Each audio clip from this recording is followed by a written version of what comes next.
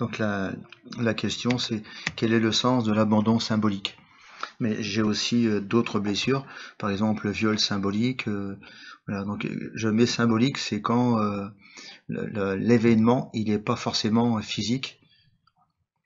La difficulté au niveau de l'inconscient, si vous voulez, quand je suis connecté à une blessure, c'est pas de la voyance, j'ai pas les images, je suis connecté à l'intensité, l'immensité de la souffrance que porte l'être.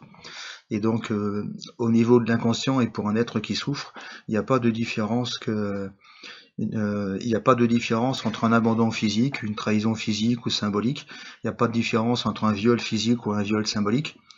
J'ai juste introduit le mot symbolique pour indiquer que c'est pas forcément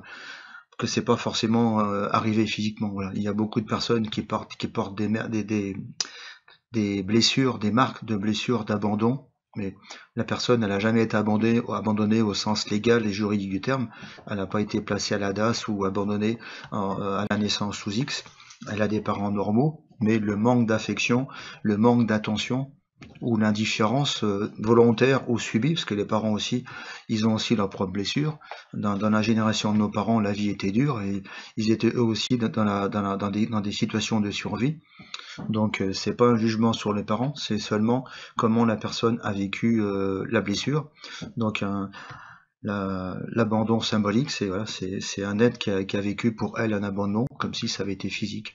Donc ça donne si vous voulez ça va entacher la relation familiale entre elle, les deux parents ou des fois la mère ou plus le père. Ça dépend un petit peu l'histoire avant, l'histoire après. Oui.